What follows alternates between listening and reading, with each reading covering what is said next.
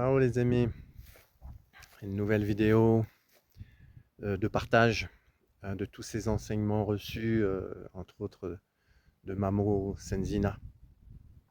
Et je suis accompagné d'un solide ancêtre ici, le mont Bugarache, où nous avons fait une cérémonie hier soir. Je vous mettrai une ou deux photos à la fin. Et comment dire, les Kogi, en fait j'ai appris hier que ce sont les gardiens. Ils ont été ordonnés par le grand tout. C'est comme ça euh, qu'ils se présentent.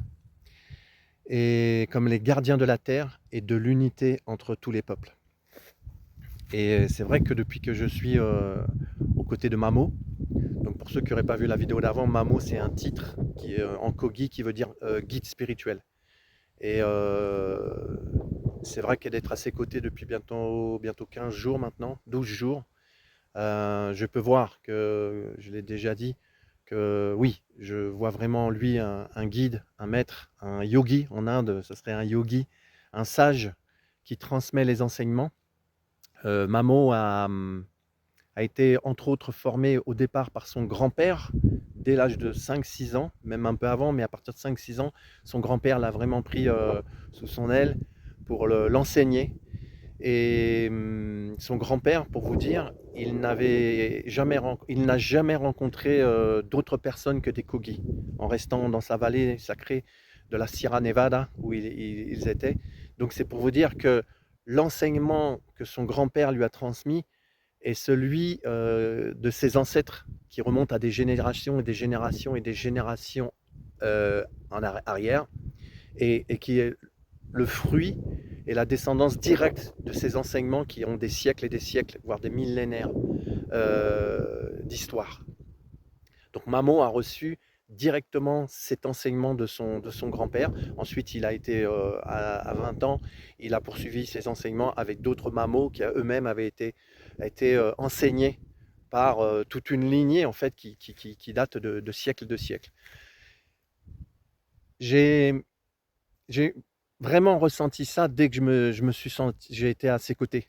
Un enseignement pur et direct de l'essence, de l'origine. Et je comprends mieux pourquoi maintenant on les appelle tous ces peuples premiers, les peuples d'origine natifs. Parce qu'ils sont vraiment natifs de l'origine, de la grande conscience. Et ils n'ont pas perdu ce lien depuis des millénaires. Et ça, je l'ai tout de suite ressenti. Ça a activé des choses en moi que ce que disait Mamo, ce que je recevais, le mot qui me vient, c'est coulait de source, coulait de la source. Ça m'a vraiment nourri et activé des choses en moi qui m'habitaient, je le savais, qui vibraient un peu. Mais là, ça me crée une connexion par la connexion des enseignements dispensés, partagés par Mamo. Et c'est très puissant. C'est très puissant parce que je sens la nature divine et l'essence pure de ces partages qui sont, comme je l'expliquais, la descendance directe d'enseignement qui, Mamo nous le partage, c'est pour ça que maintenant il voyage, c'est pour dispenser ses enseignements parce que le temps est venu. Le temps est venu de prendre cette conscience, l'humanité à cette époque dans l'ère dans laquelle nous sommes entrés, il y a besoin de se reconnecter avec l'essence divine de l'origine. Et c'est pour ça que je disais que je comprends mieux pourquoi on les appelle les peuples originaux, les peuples d'origine, les peuples premiers, les premiers. Voilà, c'est pas un hasard en fait. C'est pas un hasard. Je pensais moi qu'on les appelait les peuples premiers parce qu'ils étaient là en premier, mais oui, ça va au-delà de ce simple appellation. C'est les peuples premiers du savoir qui ont été là en ligne directe avec la création, avec le créateur. Et c'est ce que je ressens aux côtés de Mamo, de ses enseignements directs. Je sens la pureté de l'enseignement et la connexion qui s'opère. Et Mamo est on va dire spécialisé, et son enseignement est surtout lié à l'eau. Et les oracles qu'il fait, il se sert de l'eau pour faire des lectures dedans et communiquer avec l'eau pour avoir des enseignements et des lectures divinatoires. Quand il y a des gens qui viennent le voir pour des soins, son support, c'est l'eau. Et il nous explique, parce que ça fait plusieurs fois que j'entends et ça s'imprègne tout doucement en moi, ça s'imbibe. Et il nous explique qu'en fait, nous le savons. Ceux qui ne savent pas, ben, je vous invite à aller voir, notamment les travaux du docteur Emoto sur l'eau, comment l'eau peut s'imprégner de toute vibration. Donc nous sommes faits d'eau, nous sommes des êtres vibratoires. Et ce que je vibre, quand je prends une douche, il nous explique que quand on se baigne, quand on prend une douche, si je vibre le négatif, et comme je l'ai expliqué, Mamo parle beaucoup de négatif et de positif, et il n'y a rien de jugeant, là, c'est juste un positionnement. Est-ce que je suis, dans mes actes, sont quelque chose qui nourrisse le négatif, ou est-ce que mes actes, mes propos, mes paroles, ma vibration nourrit le positif? C'est juste ça à savoir. Et juste ça à observer en soi permet de s'actualiser et de s'aligner par rapport à l'orientation que l'on veut suivre. C'est pas compliqué en fait. Est-ce que mon acte, est-ce que mes propos nourrissent le négatif ou nourrissent le positif? Et donc ce que je vibre, il explique que la tristesse de ce monde, c'est une lecture aussi, il n'emploie peut-être pas forcément ces mots, mais c'est comme ça que je le traduis, mais ces enseignements sont de lui, comment je les reçois. La tristesse de ce monde et le chaos dans lequel nous sommes arrivés vient que de ce que nous vibrons. Donc on alimente des égrégores, j'en parlais dans la vidéo d'avant, mais aussi ce que je n'avais pas vu et l'enseignement reçu, c'est que si je vibre négatif, de la colère, de la jalousie, de la maltraitance, c'est des vibrations, c'est une vibration. Quand je prends ma douche, quand je me baigne, cette vibration va être transmise à l'eau. On sait qu'on peut, un état vibratoire peut se transmettre à l'eau. Donc l'eau dans laquelle je me douche, avec laquelle je me douche, va se charger de cette énergie par vibration, ou dans l'eau où je me baigne. Et elle va donc être dans une vibration négative. Si je vibre la colère, si je vibre le rejet, si je vibre la jalousie, enfin voilà, des énergies négatives qui vont nourrir le négatif. Elles ne sont pas négatives, elles vont nourrir le négatif. Et donc ne pas bâtir, ne pas être dans le sens de l'évolution dans lequel il nous est demandé d'aller vers un monde de paix, d'amour et d'unité surtout, l'unité. C'est et de prendre soin. Voilà, Mamo parle aussi beaucoup de prendre soin. J'y viendrai juste après, comment on peut prendre soin justement de la planète, de la Terre, Pachamama. Et donc, cette information qui est transmise à grande échelle, puisque tout le monde se lave, tout le monde se baigne, transmise à l'eau. Ensuite, cette eau, elle est chargée de toute cette onde négative et de non-joie, si on veut dire, de non-rayonnement solaire, se charge de négatif. Cette eau, elle va se retrouver où? Dans l'océan. Dans l'océan, elle s'évapore, elle monte dans les nuages, chargée de cette négativité. J'ai même appris qu'en fait, l'évaporation, c'est une conscience. Les nuages, c'est une conscience. Bon, beaucoup doivent le savoir, mais je ne savais pas que même l'évaporation est une conscience. Il y a la conscience de l'eau, et l'évaporation est aussi une conscience qui permet cette transmutation de passer de l'eau, comme on la connaît, à la vapeur, voilà, ou la condensation. Donc c'est un état qui permet, c'est une conscience qui permet cette émotion. Après viennent les nuages, chargés toujours de cette négativité, de parce qu'on a vibré lorsqu'on a pris notre bain ou on s'est lavé. Qu'est-ce qui se passe après? Il pleut. La pluie qui tombe est chargée majoritairement de choses négatives. Et ça arrose la planète, ça arrose les eaux, ça arrose les arbres. Vous voyez le cercle vicieux? D'où l'importance au maximum d'être dans une vibration positive. Et plus nous sommes nombreux, et plus on inversera le système. C'est simple en fait, c'est simple. C'est comme ce circuit d'eau. Ça s'évapore de la mer, les nuages arrivent vers les montagnes, il pleut, et après, ça devient des lacs qui coulent et qui arrosent tous les pays, qui font que y a de la verdure. Vous voyez le cycle. Et bien là, c'est la même chose au niveau des énergies, de ce que j'ai compris. Voilà. Donc quand je prends ma douche ou je me baigne, voilà, j'informe l'eau de ce que je suis. Et donc, d'où l'importance de, de vibrer le plus haut possible, et donc dans le positif, dans la générosité, la bonté, la bienveillance, l'amour, l'honnêteté, la vérité, l'authenticité aussi. Ça, c'est vraiment ce qui nous est demandé maintenant. Ne plus tricher, ne plus mentir, faire tomber les masques. Voilà. J'ai déjà fait des vidéos à l'époque où on nous avait forcé à porter des masques. Et ce qui m'avait été demandé, c'est toi, quel masque encore je porte aux yeux du monde, aux yeux des autres. Et on a tous ces masques. Et aujourd'hui, il nous est demandé d'être dans cette transparence, d'être à nu et de se montrer tel que je suis, le représentant du, du plus beau. Voilà.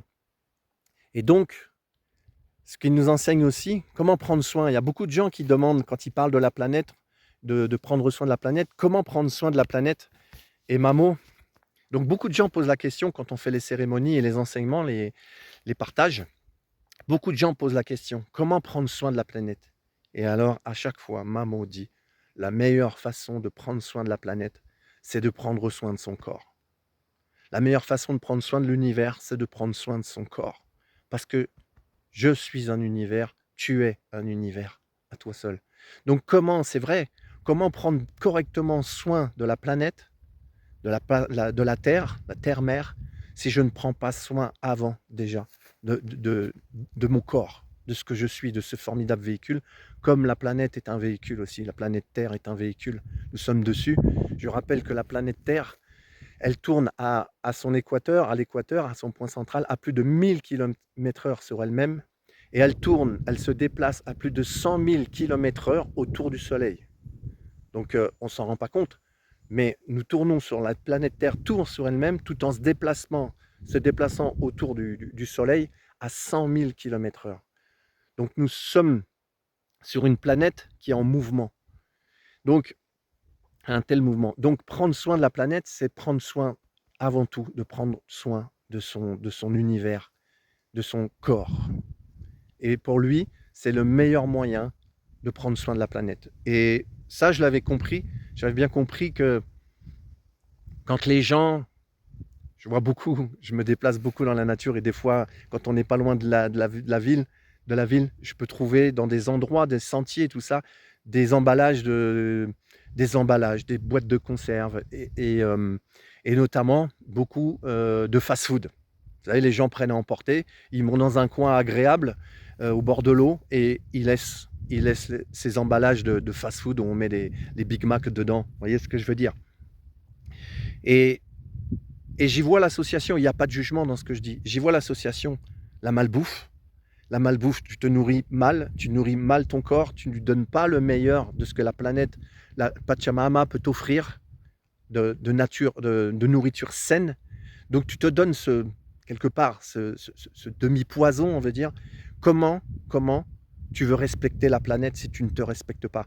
Et donc voilà, l'association que j'y vois, tu te nourris mal, tu laisses tes détritus là parce que tu n'as pas le respect de ton corps, donc tu n'as pas le respect de la planète, tu n'as pas le respect de la terre, la Pachamama. Tu la salis tout comme tu salis ton propre corps. Donc ça me parle, ces enseignements de Mamo. Ça me parle. J'avais déjà fait un gros chemin d'améliorer mon alimentation, et je vais encore mettre plus de conscience là-dessus, et d'être encore plus attentionné à mon alimentation, et aussi à la manière, la conscience que je mets lorsque je l'ingurgite. Voilà. C'est vraiment un élément de vie. Je vois aussi que l'espace air aussi qui entre en moi, tout ça, ce sont des informations. Si je mets la conscience dessus, je peux être informé. D'où la nécessité d'ingurgiter une nourriture saine, parce que c'est elle qui va nourrir mon corps, qui va nourrir ma vibration, et qui va me faire monter en vibration. Et en montant en vibration, alors aussi ma conscience s'expanse. C'est comme ça que je reçois les informations, c'est comme ça que je les traduis, c'est comme ça que je les intègre, et la lecture que j'en fais. Ça reste une lecture personnelle, je la partage. Si elle vous parle, tant mieux. Si elle ne vous parle pas, tant mieux. C'est pas grave. Tout est juste. Tout est juste.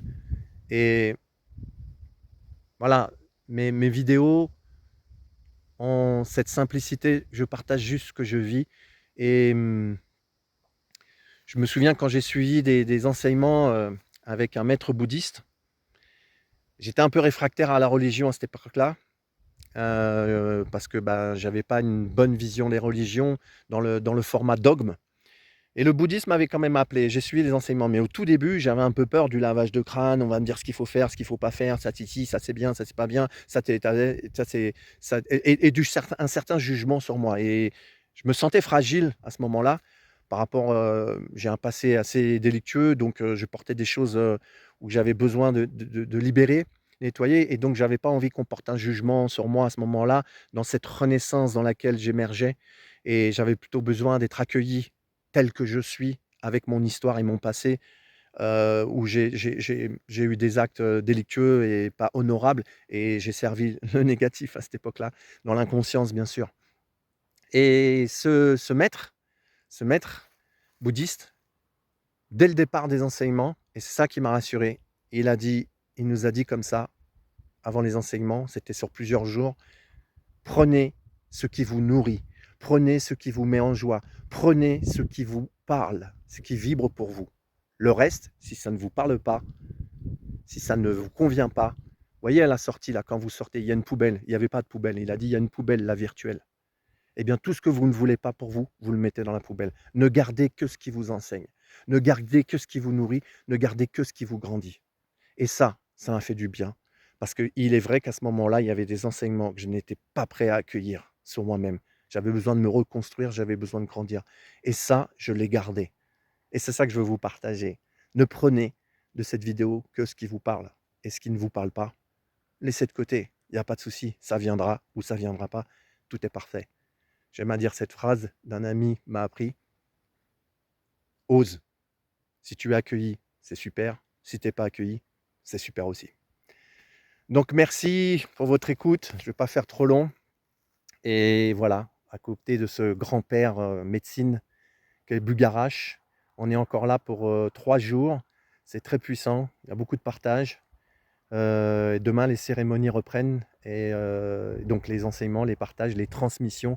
Mamo avec son disciple, Jassel appelle ça les transmissions. Il y a aussi, bien sûr Climaco et Thomasa qui font des enseignements, et aussi Marie-Luce, que je découvre de plus en plus, une femme médecine aussi formidable, heu et qui a un grand cœur. J'en parlerai peut-être sur une autre vidéo. Merci à vous de cet espace sacré, au milieu de cet magnifique environnement dans lequel on a la chance de baigner. J'adore cette région de l'Aude. Voilà, c'est magnifique. Bise du cœur.